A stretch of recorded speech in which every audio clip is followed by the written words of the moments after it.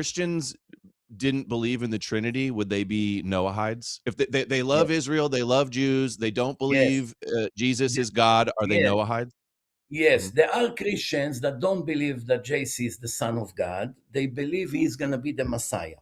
Okay, so they have a human error. Religious Jews also make some mistakes in their understanding of the Torah. Making a mistake in understanding or arguing about the identity of the Messiah, that's no problem. Okay, so one day you'll find out you were wrong, but it doesn't make you a heretic. You can still be a righteous Gentile. So I know some Christians wrote to me over the years, many of them actually. I'm not one of those Christians who think that JC is God or Son of God. I don't believe in the Trinity. I just believe that he's the Messiah and one day he will come back to save the world and all of that. Okay, I said, oh, if that's the case, there's also the Chabad movement that believe that Rabbi Schneerson, the Lubavitcher Rebbe, is also the Messiah. And doesn't, because they believe that the holy rabbi, the righteous rabbi will one day come and save the world, doesn't make them heretic or criminals. But to come and take a human being and say he's God, he runs the world, he takes our suffering, it's against the Torah. The Torah say every person is responsible for his own acts and sins. That's why the reward and punishment for the righteous and for the wicked is only based on their actions, not the actions of their parents and not the actions of anyone else. There's no such thing that I will take your suffering on myself, that instead of you getting what you deserve, I will get it instead of you. There's no such thing. It's against the 13th principle of the Torah. Therefore, the entire Christianity, that's why I tell people, don't argue with me. Just watch my debate, Christianity versus Judaism. Just put Rabbi Mizrachi, debate Christianity, it comes out. Listen, make notes. If you have more questions, same thing with Torah and science.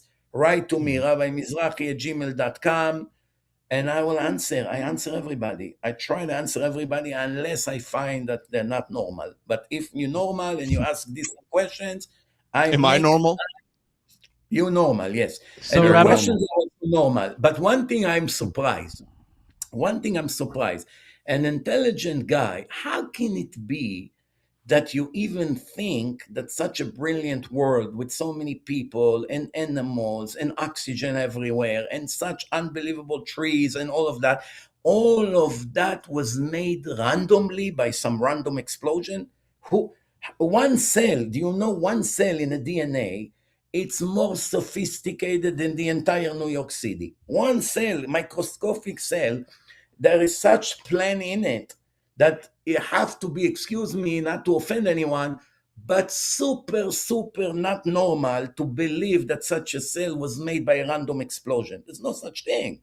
We don't believe, just like you don't believe that a computer can be made by an explosion or a phone or a car. Therefore, the brain of a human being, that it's such a sophisticated, if you cut one wire from 10 trillion, the person is in coma. That's what happened to Ariel Sharon, the Prime Minister of Israel. One wire exploded in his brain from 10 trillion wires. One of them exploded and he became 7 years in coma. So to think that such a sophisticated brain with 80% of that it's liquid and such thin things and blood goes into those veins, into these wires, to think that something like this can be done by some random explosion in millions of years, or that the giraffe will have such a long neck because millions of years the neck became longer and longer, it's nonsense. It's not even deserve a response. That's why I want every one of you to watch my film Torah and Science.